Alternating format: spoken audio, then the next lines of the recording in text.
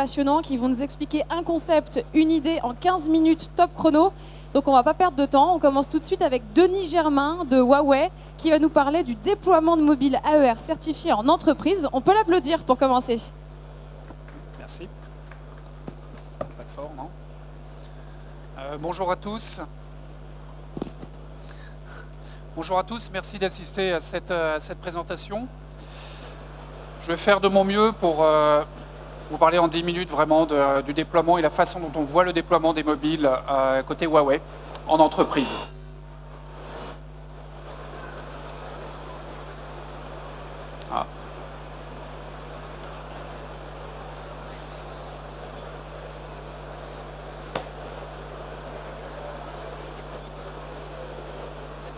Non.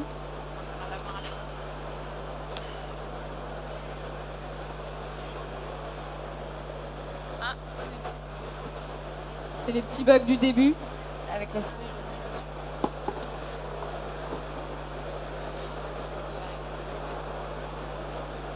Voilà. On est bon.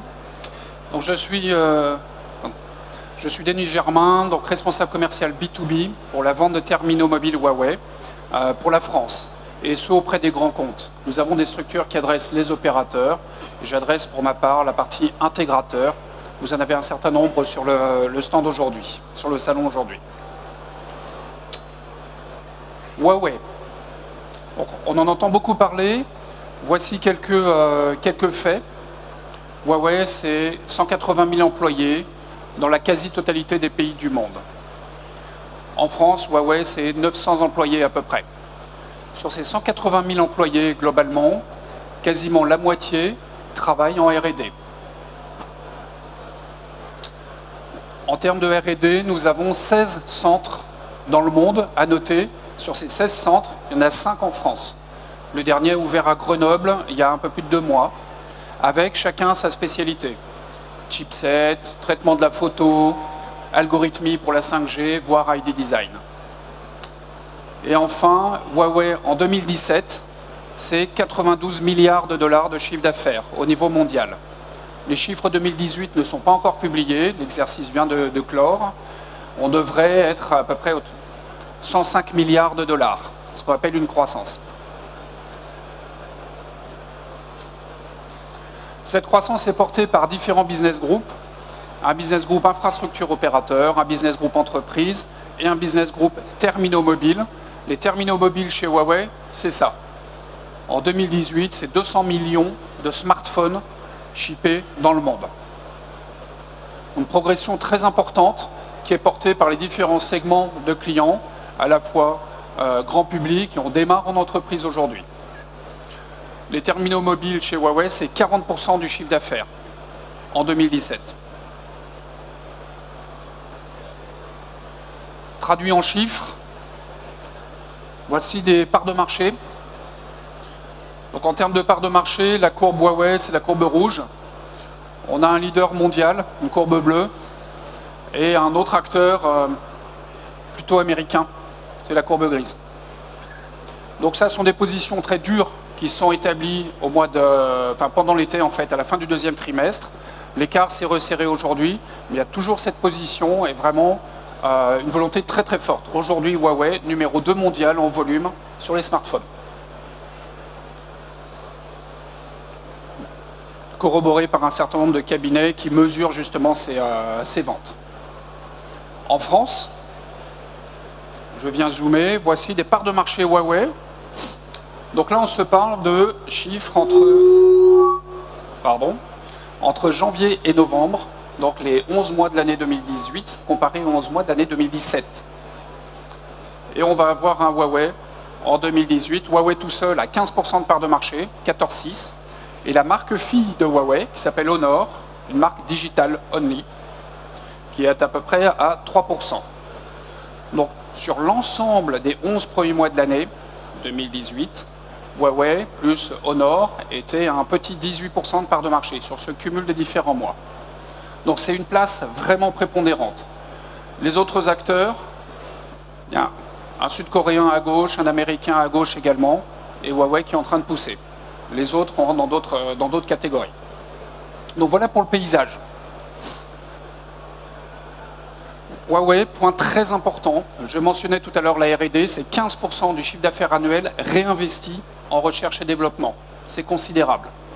Ça veut dire derrière un certain nombre d'IPR, ça veut dire derrière également des éditions de brevets. On en est quasiment à 75 000 brevets, toutes familles de produits confondus.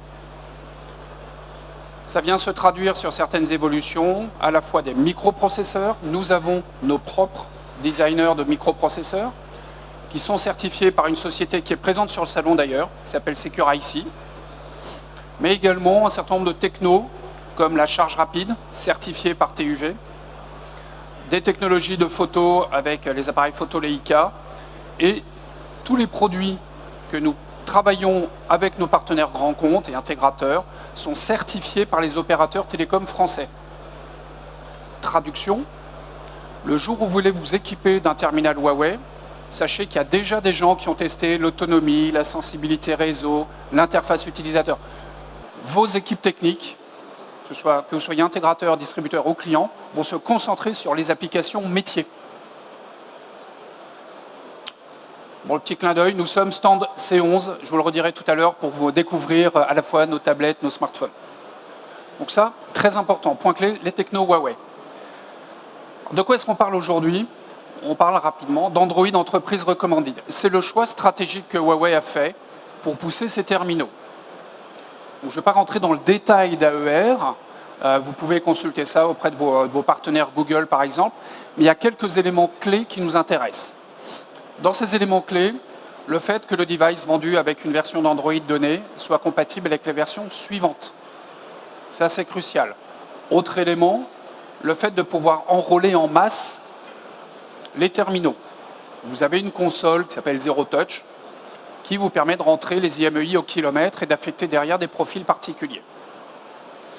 Enfin, une notion de sécurité avec Huawei qui se commit avec Google pour pousser pendant 3 ans, maximum tous les 90 jours, un OS, pas une version sécurisée. Ces éléments-là sont fondamentaux pour nous. Pourquoi? Ce système AER n'est pas propriétaire, ça n'est pas un système fermé. Je n'ai pas de solution EMM Huawei. Vous avez le choix. Vous avez le choix, vous pouvez mettre du Mobile Iron, du AirWatch, du SOTI, du Telelogos, vous mettez ce que vous voulez en tant que client. Vous avez l'initiative. L'autre élément important aussi, c'est ce suivi en sécurité pendant 3 ans vous permet en parallèle d'envisager le mode d'achat de vos terminaux, de vos équipements. Est-ce que vous passez par une subvention de l'opérateur ou par un mode financé, c'est-à-dire avec un financement via un organisme qui va bien. Notre job chez Huawei France, nous avons des équipes locales, francophones pour la plupart, qui vont bosser sur les certifications, sur les customisations éventuelles de vos applications métiers et s'assurer des bonnes compatibilités. Chez Huawei, nous poussons en termes de terminaux des smartphones de toutes les tailles, de tous les OS, 8 et 9 aujourd'hui, même sur de l'entrée de gamme. On intègre un peu d'intelligence artificielle sur certains, mais également le point important, alors je l'ai apporté ici, on pourra la retrouver sur le stand. Chez Huawei, vous pouvez également enrôler en Android Enterprise Recommended des tablettes. C'est unique sur le marché.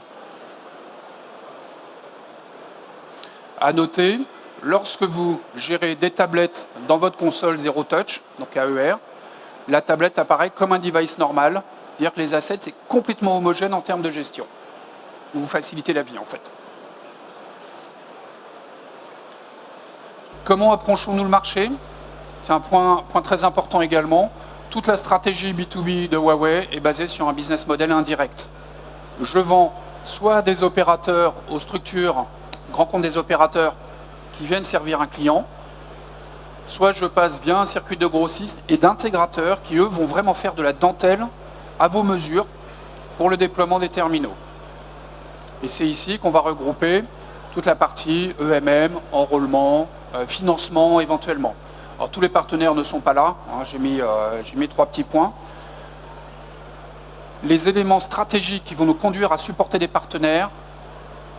Parmi ceux-là, on va vraiment trouver la certification Android Entreprise Recommended. Nos partenaires, distributeurs et intégrateurs peuvent passer ce type de qualification. Ça se fait directement avec Google. Pour nous, c'est vraiment les partenaires que nous allons privilégier.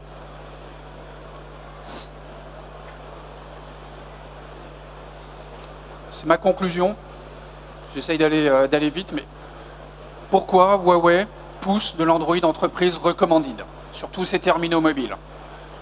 Premier point, ce système AER n'est pas propriétaire. Je ne viens pas enfermer mon client sur une solution Huawei. Premier point, vous avez la main. Le deuxième sujet, l'engagement de 3 ans en termes de mise à jour de sécurité sur les terminaux AER. À noter, j'ai même 2 produits chez Huawei qui seront suivis dans ce cadre-là pendant 4 ans. P20, enfin, c'est la gamme P20 en l'occurrence. Troisième élément, vous avez le choix dans la gamme chez Huawei. Vraiment, tous les formats jusqu'aux tablettes. Un réseau de partenaires et intégrateurs.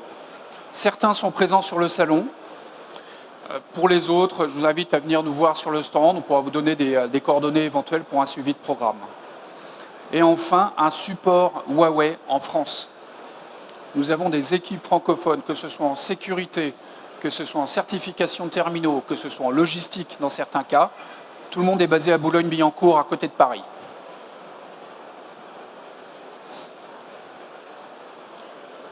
C'est juste mon slide de conclusion. Si vous avez quelques questions, le message est C11. C11, c'est le numéro du stand. C'est facile, il est juste derrière. Je vous invite à venir nous voir pour manipuler les produits, poser les questions. On a des gens qui sont spécialisés là-dessus. Également nos experts cybersécurité. Et moi, je pourrais vous donner le statut sur les partenariats établis, les certifications établies, le cas échéant. Merci beaucoup, Denis. On peut l'applaudir, je pense. Merci beaucoup. Merci. Restez avec nous dans 5 minutes. On va avoir une autre intervention. On va parler SOC avec Benjamin Leroux d'Advance dans 5 petites minutes.